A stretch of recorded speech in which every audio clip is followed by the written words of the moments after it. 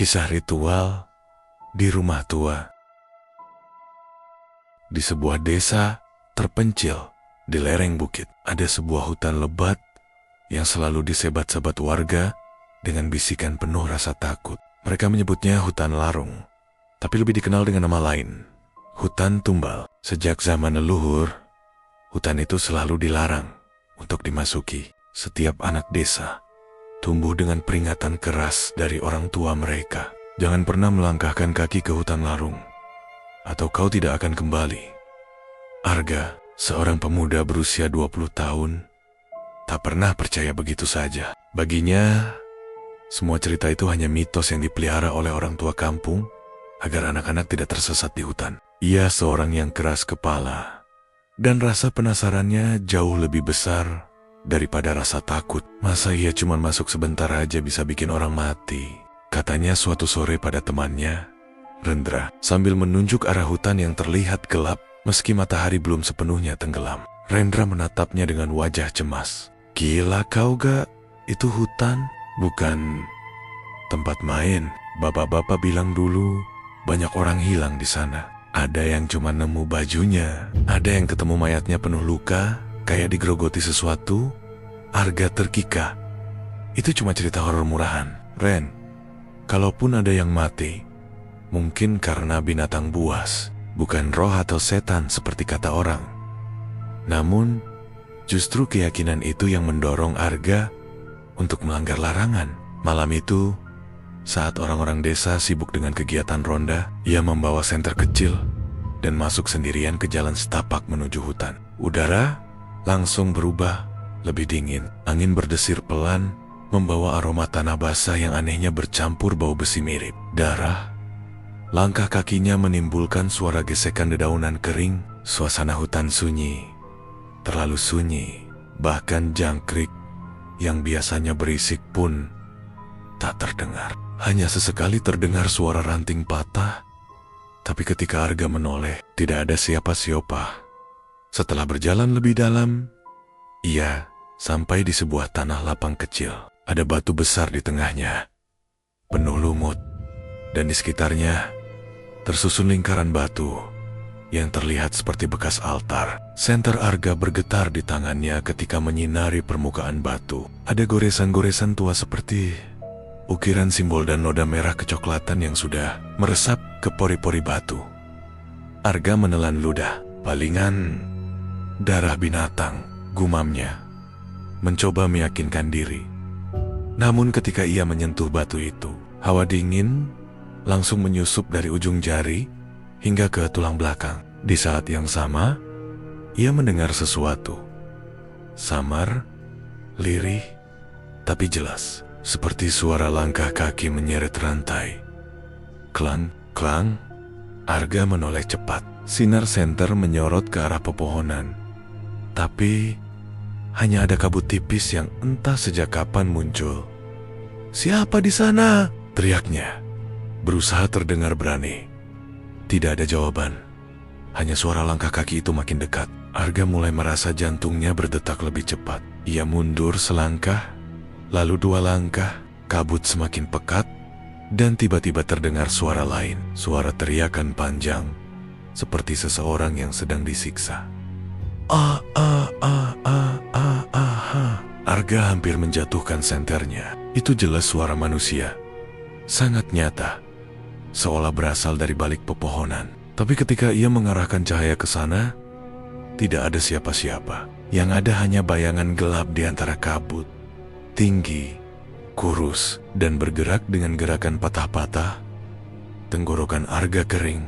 Untuk pertama kalinya, ia menyesali keputusannya masuk ke hutan itu. Ia berbalik, ingin segera kembali ke jalan setapak, tapi mendadak seluruh udara di sekitar menjadi lebih berat. Bau darah semakin menyengat, menusuk hidung hingga membuatnya hampir muntah. Telinganya berdenging, lalu muncul bisikan dekat sekali, seolah ada yang menempelkan mulut di samping telinganya. "Giliranmu tiba." Arga terlonjak, menoleh dengan cepat. Namun tak ada siapapun, tapi tubuhnya langsung merinding. Dari sudut matanya, Ia melihat sosak-sosak samar muncul di kabut. Tubuh-tubuh manusia, wajahnya pucat, matanya kosong, dan dada mereka penuh luka seperti ditusuk benda tajam. Mereka semua menatap Arga sambil berjalan mendekat dengan langkah terseret. Arga panik, berlari sekencang-kencangnya, tak peduli ke arah mana. Nafasnya memburu, dadanya hampir pecah, tapi langkah-langkah itu tetap terdengar mengikutinya. Jeritan samar terus menggema, semakin dekat, semakin nyata, dan di tengah pelariannya, Arga tersandung akar pohon besar, jatuh tersungkur ke tanah. Senternya terlempar dan padam, hanya kegelapan yang kini menyelimutinya. Dalam gelap, suara bisikan itu terdengar lagi. Kali ini lebih jelas, lebih dingin, menusuk ke dalam kepalanya. Kau sudah dipilih. Arga ingin berteriak, tapi suaranya tercekat. Saat itulah, sebuah tangan dingin mencengkeram pergelangan kakinya dari kegelapan. Arga terbangun dengan tubuh bergetar hebat. Dadanya naik turun.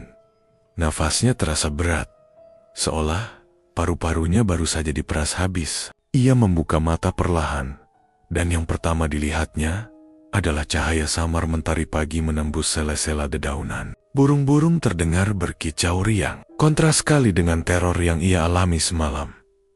Ia tersadar, ia masih berada di dalam hutan. Tubuhnya tergeletak di tanah, penuh lumpur, leher dan punggungnya kaku. Saat mencoba bangkit, Arga mengerang pelan, kedua tangannya terasa perih. Ketika dilihatnya, ada goresan-goresan panjang, seperti bekas cakaran pisau tipis. Luka itu tidak dalam, tapi jelas nyata. Arga bergumam, ini bukan mimpi. Ingin rasanya segera lari keluar dari hutan, namun pandangannya tertuju pada sesuatu. Tak jauh dari tempatnya jatuh, berdiri sebuah pohon besar, batangnya tua dan berkerut, lebih lebar dari 3 pelukan orang dewasa. Pada permukaan kulit kayu itu, tampuk berkek-berkek merah gelap yang merembes turun, mengering seperti darah yang menempel sejak lama. Dengan tangan gemetar, Arga mendekot. Semakin dekat, bau anyir semakin menusuk. Ia menempelkan tangannya ke batang pohon, dan benar saja cairan itu lengket. Warnanya merah tua. Tidak mungkin itu getah, itu jelas darah. Jantung Arga berdegup kencang. Apa ada orang yang disembelih di sini? Pikirnya ngeri. Tiba-tiba, kepalanya terasa berat, pandangannya berkunang, lalu gelap. Dalam sekejap, ia seperti ditarik masuk ke dalam mimpi aneh. Arga melihat bayangan kabur. Seorang lelaki diikat pada pohon itu. Tubuhnya berlumuran darah. Orang-orang berpakaian serba hitam mengelilinginya sambil membawa obor. Salah seorang menghunus pisau panjang, lalu menancapkan berkali-kali ke tubuh lelaki itu. Darah muncrat mengenai batang pohon, menetes deras hingga meresap ke tanah. Suara jeritan pria itu menggema, memecah keheningan hutan. Ah, ampun. Lalu semua bayangan itu menghilang. Arga terhenyak, kembali tersadar, berdiri dengan tubuh penuh keringat dingin. Ia mundur ketakutan, jantungnya hampir meledak. Pandangannya tertuju lagi ke batang pohon itu, dan untuk sesaat ia melihat wajah-wajah samar muncul di permukaan kayu, seolah kulit kayu itu adalah daging manusia yang berteriak kesakitan. Arga menjerit pelan, lalu berlari sekuat tenaga keluar dari hutan. Ia tidak tahu arah pasti jalan pulang, hanya mengikuti naluri dan cahaya matahari. Setelah entah berapa lama berlari, akhirnya ia melihat tepi hutan, jalan setapak desa, dan beberapa warga yang sedang menebang bambu.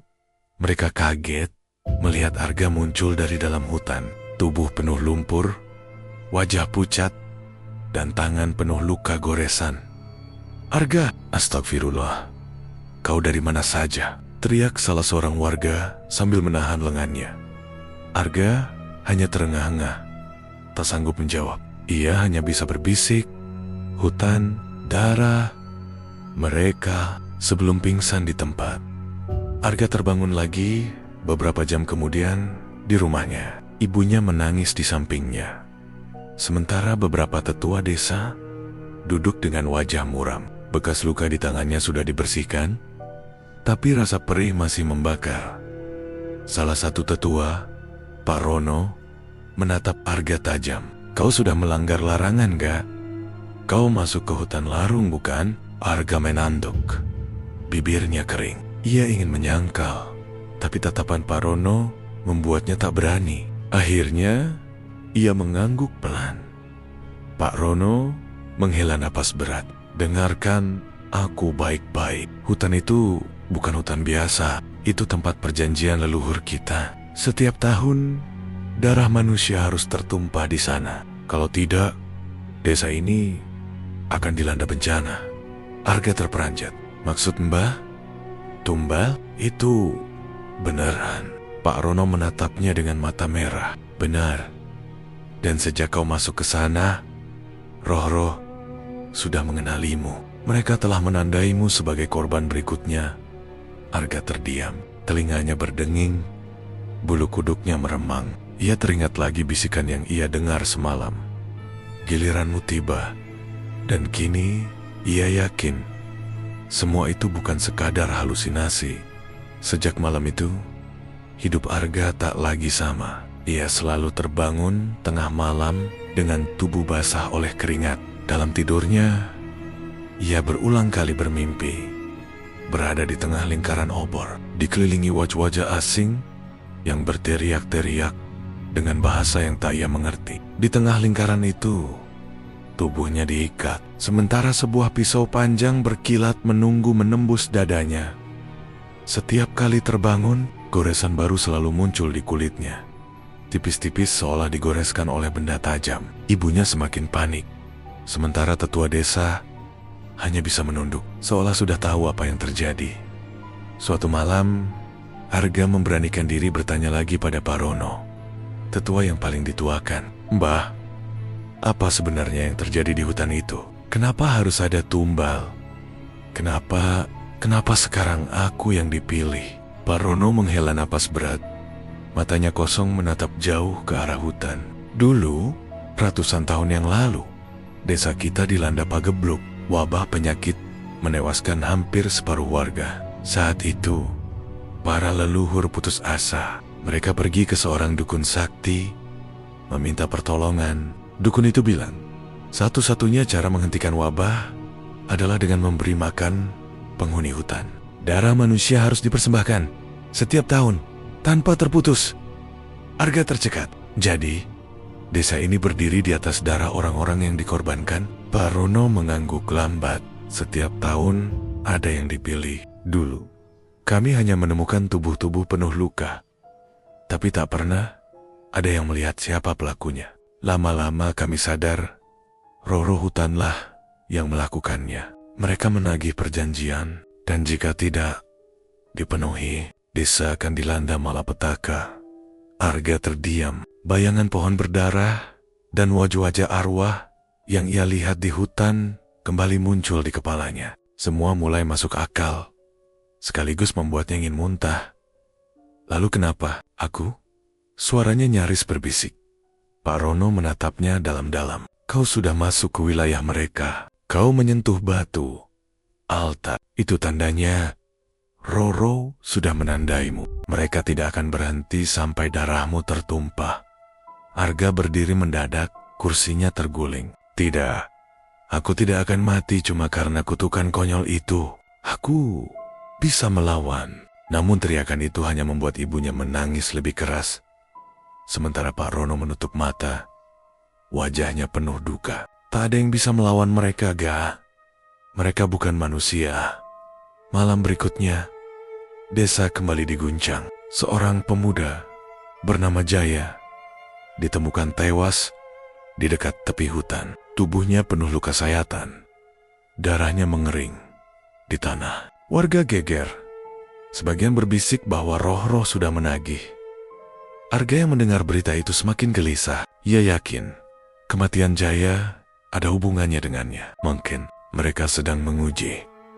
"Dan aku yang berikutnya," pikirnya dengan wajah pucat. Hari-hari berikutnya, kejadian aneh semakin sering terjadi. Ayam-ayam di kandang warga ditemukan mati tanpa sebab. Tubuh mereka penuh bekas tusukan kecil. Anak-anak desa mendadak sakit, demam tinggi, tanpa bisa dijelaskan. Warga mulai resah, dan nama Arga mulai dibisik-bisikan. Sejak dia masuk hutan, desa ini sial. Mungkin roh-roh ingin dia, tapi karena belum mendapatkannya, mereka mengambil korban lain. Bisikan itu lama-lama berubah jadi tatapan curiga setiap kali Arga lewat. Ia mulai dijauhi. Bahkan teman dekatnya, Rendra, pun terlihat ragu untuk menemaninya. Suatu malam, Arga kembali bermimpi. Kali ini lebih jelas. Ia melihat dirinya sendiri terikat di pohon besar. Sekelilingnya penuh arwah korban lama. Wajah-wajah pucat dengan lubang menganga di dada dan perut. Mereka menatapnya tanpa berkedip, sementara suara lirih terdengar, seperti nyanyian ritual kuno. Darah untuk tanah, darah untuk hutan. Arga terbangun dengan jeritan tertahan. Keringat dingin membanjiri tubuhnya. Tapi kali ini ada yang berbeda. Saat melihat cermin, ia melihat simbol samar lingkaran dengan garis silang terukir di dadanya, seolah terbakar dari dalam kulit. Ia mengusapnya, tapi simbol itu tak hilang. Ketakutan menjalar. Ia sadar, ritual itu bukan hanya masa lalu. Ritual itu sedang terulang, dan ia sedang dipersiapkan sebagai bagian dari tumbal berikutnya. Sejak simbol aneh itu muncul di dadanya, Arga merasa setiap detik hidupnya diawasi.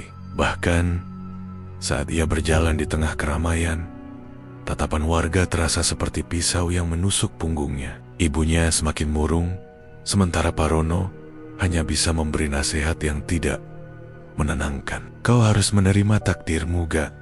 Roh-roh sudah memilihmu. Namun, Arga menolak. Ia tidak ingin mati sia-sia. Maka ia mendatangi Rendra, sahabatnya, dan mohon bantuan. Awalnya Rendra menolak dengan wajah ketakutan, tapi akhirnya luluh melihat kondisi Arga yang semakin putus asa. Mereka memutuskan untuk kembali masuk ke hutan. Kali ini ditemani dua pemuda lain yang juga penasaran. Bagas dan Rio, kalau memang ada roh-roh itu, kita hadapi bersama. Siapa tahu ada jalan buat melawan, kata Rendra, meski suaranya terdengar lebih seperti membujuk dirinya sendiri. Malam itu, keempat pemuda membawa senter, pisau, dan jimat-jimat dari dukun desa. Mereka melangkah ke jalan setapak menuju hutan. Udara langsung berubah dingin. Kabut turun perlahan menutupi pandangan. Suara jangkrik menghilang, digantikan keheningan mencekam. Kenapa rasanya? Kayak ada yang ngikutin kita, bisik Bagas. Tubuhnya bergetar. Arga menggenggam senter erat-erat. Jangan berhenti. Kita cari pohon besar itu. Aku harus tahu apa yang sebenarnya terjadi di sana. Setelah berjalan cukup jauh, mereka tiba di tanah lapang dengan batu altar yang dulu dilihat Arga. Batu itu tetap sama dipenuhi noda merah kecoklatan, tapi kali ini ada sesuatu yang berbeda. Di sekelilingnya berdiri sosok-sosok samar. Tubuh mereka pucat, matanya kosong. Rendra terperanjat. Ya Allah, itu orang-orang yang hilang. Sosok-sosok itu benar menyerupai wajah-wajah warga desa yang sudah lama tidak pernah kembali dari hutan. Pakaiannya robek-robek, tubuh mereka penuh luka menganga, seakan baru saja ditusuk berkali-kali. Namun yang paling mengerikan adalah tatapan kosong mereka yang serentak beralih ke arah Arga. Tiba-tiba, salah satu sosok itu berjalan maju, wajahnya pucat dengan mulut terbuka lebar. Darah masih menetes dari dadanya. Ia mengangkat tangannya, menunjuk langsung ke Arga. Suaranya berat, bergema. Tak wajar, kau. Giliran berikutnya, Rio langsung berteriak ketakutan, melempar senter dan berlari. Tapi belum sempat ia jauh, kabut pekat menelan tubuhnya. Hanya terdengar jeritan panjang sebelum hening kembali. Rio, oh, Bagas berlari menyusul. Namun mendadak tubuh Rio muncul kembali dari kabut api sudah berubah. Matanya putih, wajahnya pucat, dan darah mengalir dari mulutnya. Dengan teriakan menggema, ia menerkam Bagas. Cahaya senter menyorot pemandangan mengerikan itu. Bagas jatuh ke tanah, tubuhnya diseret oleh Rio ke dalam kabut. Jeritan minta tolongnya perlahan hilang di telan kegelapan. Arga dan Rendra hanya bisa membeku. Tubuh mereka gemetar hebat. Ini gelah, ini enggak nyata. Rendra berulang kali bergumam, hampir kehilangan akal. Namun Arga menatap lurus pada barisan arwah yang semakin mendekat. Wajah-wajah mereka kini terlihat jelas. Pria, wanita, bahkan anak-anak. Semua korban tumbal, semua haus darah. Bisikan lirih memenuhi udara, serempak menyesakkan dada. Darah untuk tanah, darah untuk hutan. Arga merasakan simbol di dadanya berdenyut panas, seolah dipanggil oleh suara-suara itu. Tubuhnya mulai lemah, kakinya goyah. Rendra, kalau aku mati di sini, mereka nggak akan berhenti. Mereka akan terus ambil orang lain. Suaranya parau, hampir putus asa. Rendra memegang lengannya erat. Jangan ngomong begitu, kita masih bisa kabur. Namun kabut semakin pekat, arwah-arwah semakin dekat. Tangan-tangan dingin mulai meraih. Jari-jari pucat itu hampir menyentuh kulit Arga. Dalam ketakutan yang memuncak, Arga hanya bisa menjerit sekuat-kuatnya. Apa yang kalian mau? Dan tiba-tiba, semua arwah berhenti bergerak. Hening, hanya suara nafas Arga dan Rendra yang tersengal-sengal. Lalu, salah satu arwah mendekat lebih dekat dari yang lain. Sosok pria tua dengan dada bolong. Ia menatap Arga dengan mata kosong, lalu membuka mulutnya perlahan. Tumbal terakhir, harus darahmu. Malam itu, hujan turun deras di desa. Angin berhembus kencang, membuat suara-suara aneh di antara pohon bambu di sekitar rumah warga. Raka, yang masih hidup setelah lolos dari serangan sebelumnya, berjalan dengan langkah tertatih menuju rumah tua yang menjadi pusat dari seluruh teror. Di dalam hatinya ada tekad besar untuk mengakhiri semua ini. Begitu ia masuk, suasana rumah itu berbeda. Aroma anyir darah bercampur dengan bau dupa yang terbakar. Dinding penuh coretan nama-nama korban. Dan di ruang utama, sosok wanita tua, pemilik rumah itu menunggu. Tatapannya kosong, wajahnya pucat, tapi bibirnya menyunggingkan senyum menyeramkan. Semua ini untuk pengorbanan, katanya lirih. Suaranya bergetar, seolah berasal dari perut bumi. Mereka sudah aku beri makan, sekarang giliranmu. Raka menggenggam pisau dapur yang ia temukan di dapur rumah. Namun, begitu ia mendekat, bayangan hitam menyerang dari segala arah. Suara-suara korban terdengar memanggil, memohon pertolongan, tapi juga menjerit marah. Raka berusaha menahan rasa takut, berlari ke ruangan terakhir yang terkunci. Dengan paksa, ia mendobrak pintu, dan di dalamnya ia menemukan tumpukan mayat korban yang sudah membusuk. Sebagian masih dengan ekspresi ketakutan. Di dinding, tertulis dengan darah, yang mati tidak akan diam. Wanita tua itu muncul di belakangnya. Tubuhnya kini tidak lagi utuh. Separuh wajahnya hilang, matanya kosong, namun ia tertawa keras. Raka dalam kepanikan menusukkan pisau ke tubuhnya berulang kali. Namun, setiap tusukan hanya membuat tubuh wanita itu semakin berubah. Semakin menyerupai kumpulan wajah para korban. Rumah itu mulai bergetar. Suara tangisan, teriakan, dan tawa menyatu menjadi satu. Lampu-lampu padam, meninggalkan hanya cahaya kilat dari luar. Raka menjerit sekaris-karis nia. Lalu semuanya menjadi gelap. Keesokan harinya, warga desa menemukan rumah itu sudah runtuh sebagian. Namun, tak ada tanda-tanda Raka di dalamnya. Hanya ada dinding penuh coretan darah baru dengan satu kalimat besar. Aku masih lapar. Dan sejak malam itu, setiap hujan deras, suara jeritan dan tawa wanita tua itu terdengar lagi, seolah mencari korban berikutnya. Dan cerita pun tamat.